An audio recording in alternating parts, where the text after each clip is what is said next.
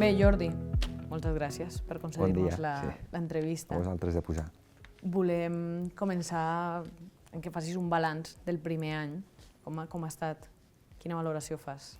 Doncs ressaltaria que és un any molt agraït, no? Molt agraït per dos motius. Un motiu personal, jo estic en un càrrec que no m'esperava, ara mateix fa poc més d'un any, amb el qual em sento un privilegiat de ser cònsol de Canello, en un moment, diria, en perspectiva molt dolç, no? Tot i que sembla contradictori, perquè hi ha problemes d'habitatge, de creixement, d'inflació, de costos.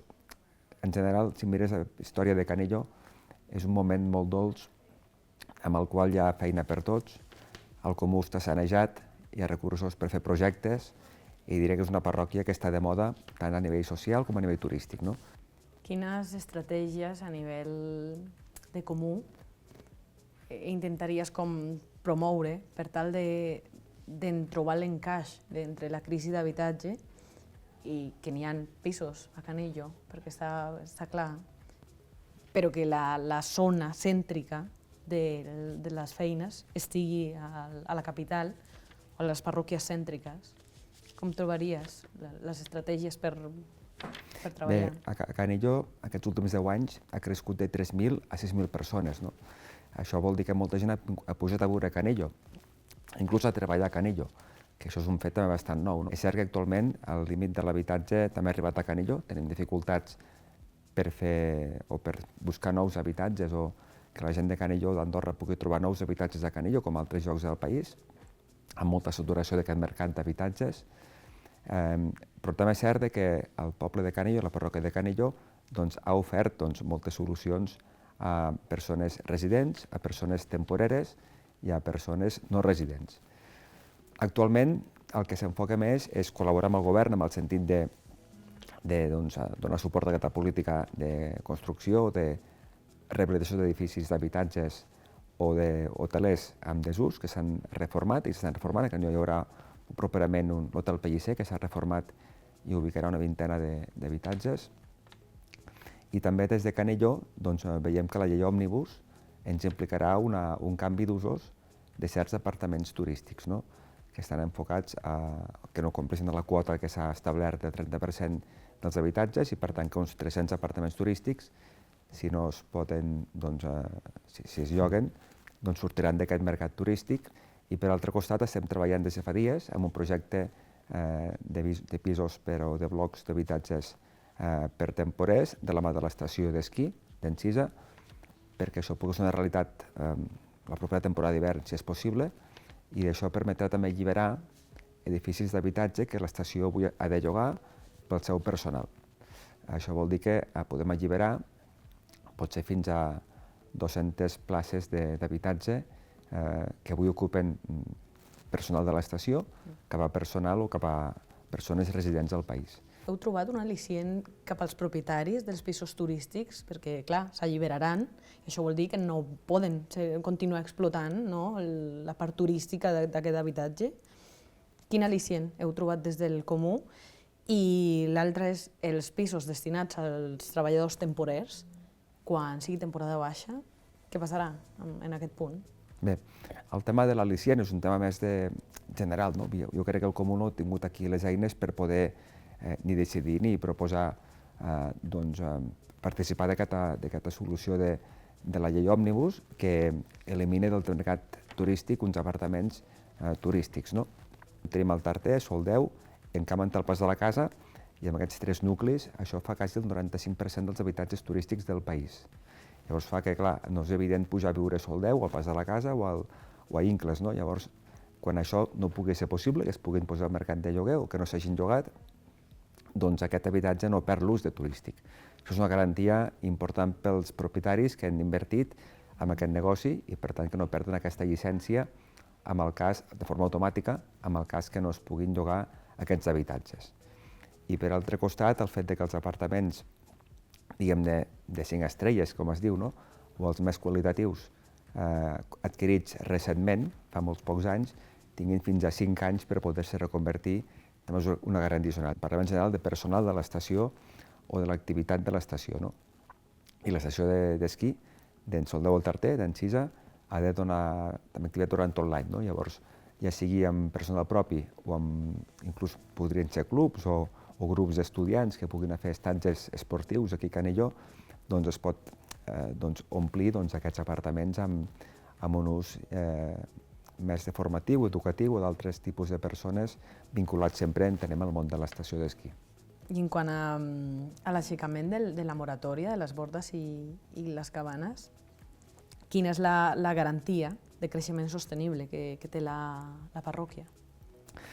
Les cabanes estan prohibides. De fet, el que es va anomenar cabanes com a construccions 4x4, vol dir 4 metres d'amplada i 4 metres de llargada, doncs era una anomalia dins una normativa que permetia, en format d'obra menor i sense cap més regulació ni de superfície mínim. El que sí que volem fer és regular els tipus de casetes d'horts. A Canelló hi ha molts horts, com altres parròquies, també amb molt terreny agrícola. Això és la regulació que estem treballant actualment i que ha de substituir el que venia a ser les cabanes a qualsevol lloc de la parròquia. Estaran molt més acotades a feixes, a algunes terres i a alguns horts que hi ha al voltant del poble o de la parròquia de Canelló. Clau 7 vol dir totes les valls de Canelló, des de la vall de Mereig, Montaup, la vall del Riu, la Coma de Ransol, Antor, la vall d'Incles. Doncs aquestes són les valls de Canelló que es consideren clau 7. Doncs aquí hem treballat la moratòria s'ha aixecat perquè hi ha hagut un reglament que hem treballat, una ordenació, regulant molt escrupolosament i molt específicament els detalls de com han de ser aquest tipus de construccions. El que era inviable, insostenible i inoportú era fer xalets de zones residencials de centre urbà a la vall d'Incles o la Coma de Ransol. Parlant una mica de l'actuació a indrets importants de la parròquia, com valora la gestió del Palau de Gel? Quins canvis o millores s'han implementat? El Palau de Gel ha acompanyat Canelló durant 37 anys, no? I això ha esdevingut un element, diria, ja indispensable del poble i de la parròquia de Canelló i del país, no?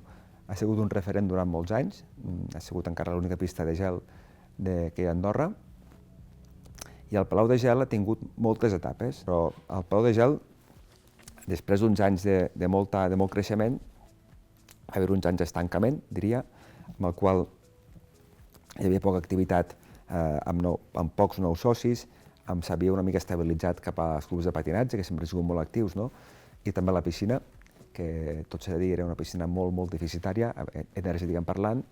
Va haver-hi dos condicionants importants. Per un costat, a la fi del contracte de lloguer del Prat del Palau de Gel, que era el Prat del Roig, que es va poder negociar amb una molt bona solució per part de l'antic equip comunal, amb 20 anys més de lloguer.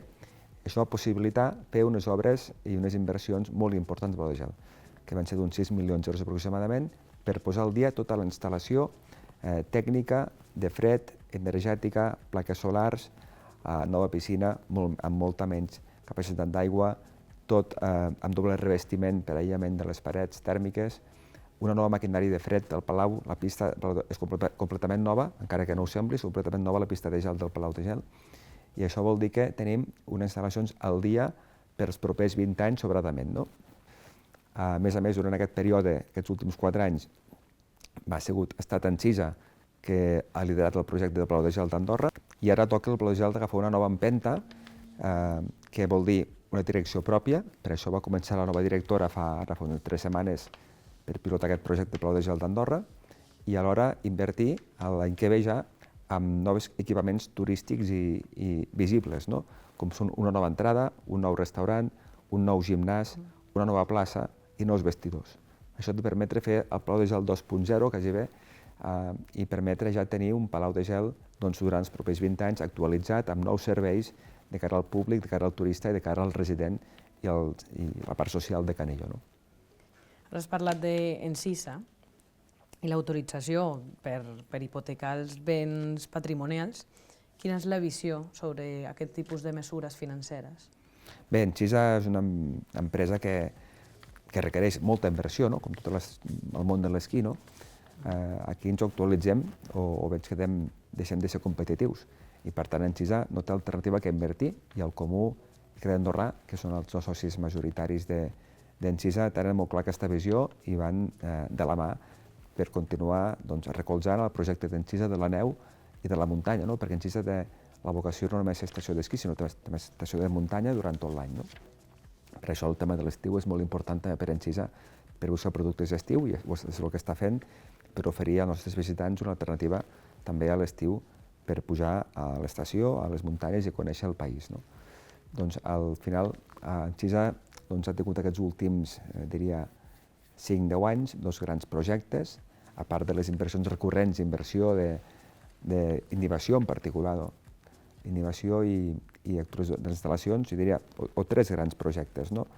La inversió en serveis turístics, i poso l'exemple paradigmàtic de la Barset. La Barset és una inversió important, crec que va costar més de 5 milions d'euros, i aquesta inversió ens dona un retorn molt important també d'una oferta gastronòmica i d'apresquí del turista que va esquiar a Sol de Voltarté, no? O altres llocs inclús del país. El segon factor d'inversió o d'endeutament, perquè va lligat, doncs, és el fet de que Encisa va invertir en la plataforma de Sol 10 fa uns 6 anys, i aquesta inversió molt important pel país ens ha permès acollir campionats, Copes del món, Copes d'Europa, i això ens ha posicionat a l'elit quasi bé de les proves d'esquí alpí de primer nivell mundial. No? Quines serien les bases sobre les que es sustenten la projecció de treball amb les pistes? D'Encisa? Sí. Pistes o estació? L'estació en general. Perquè les pistes, n'hi pot haver encara més de pistes. Sí, la pista és un producte de l'estació, quasi bé. L'estació avui té molts productes propis, i la pista d'esquí és un producte més, el més important, és el producte de reclam, en tot cas. Es pot plantejar un increment de pistes, però sempre amb criteris molt de preservació del medi i d'integració amb el que hi ha avui. És a dir, no hem de créixer per créixer, hem de créixer si realment ens aporta valor el creixement de pistes. Per exemple, fa un any passat es va obrir el nou Tracadera del Ceig a la zona d'Encampadana. És una zona maca per explotar, és una zona amb un poc impacte, diria, un impacte mediambiental, perquè és un terreny que no hi havia cap bosc i és una pala que s'ha pogut aprofitar bé. Quin definiries que és el punt neutre entre la potenciació aquesta del turisme amb l'estació i la proposta d'envelliment de les vies públiques i el mantenir com a tal el nucli de la parròquia? Bé, doncs, el que està clar que el turista que puja a Canillo, a la parròquia en general, Canillo, el Tarter, Soldeu, altres veïnats, doncs, a part de voler esquiar, a part de voler menjar bé, voler dormir en un hotel bé, que estigui molt bé, doncs, visita també els pobles. El turista es passeja pel poble. I quan el poble està ple, doncs el turista ha d'estar en un lloc confortable, no?, de passejar, en un lloc atractiu de passejar. I volem que el poble de Canillo sigui un poble també integrat i visiblement de muntanya, no? Això vol dir pensar en la redolació dels comerços, vol dir pensar en les terrasses, vol dir pensar en les voravies, vol dir pensar en les places, oferir informació al turista en pantalles que puguin veure inclús en directe què passa a les pistes o què passa a la Vall d'Incles a l'estiu. I ja per acabar, parlem de la Fira del Bestiar. Molt bé. Quin paper juga aquest esdeveniment, que és bastant important per la parròquia? Bé, la Fira avui en dia és un símbol, no? És un símbol d'un sector que sí o sí s'ha de mantenir, s'ha de protegir i s'ha d'impulsar, perquè tothom que és de Canillo ven d'una casa de pagès. Aquí no hi havia ni comerciants, ni industrials, ni altres rendistes o terratinents o grans patrimonis que no siguin agrícoles. A diferència de fa uns anys, potser el turista també demana un producte autòcton o típic de la zona, autèntic de la zona on va a trobar. I aquí tenim un rol molt important a jugar amb els pagesos, ramaders, artesans de la parròquia que vulguin promocionar i justament buscar una sortida a la seva feina, que és molt sacrificada, perquè és molt còmode viure a 21 graus, com estem nosaltres tots dos aquí, amb un despatx de 21 graus, quan a fora fa menys 10, i el bestiar encara està a les corts, a prop de les corts, i s'ha de cuidar. Llavors és una feina que és molt desagraïda i molt necessària. I per això el Comú de Canillo té l'obligació de buscar sortida també a un relleu generacional de ramaders que es fan grans i que necessiten trobar també alternatives o nous ramaders que es vulguin incorporar amb això, i per això estem oberts a parlar de qualsevol tipus d'estructura que permeti donar cabuda a la nova ramaderia del segle XXI. Moltíssimes gràcies. A vosaltres de la vostra entrevista i molt completa. Això seria tot. Molt bé, escolta, doncs merci per venir.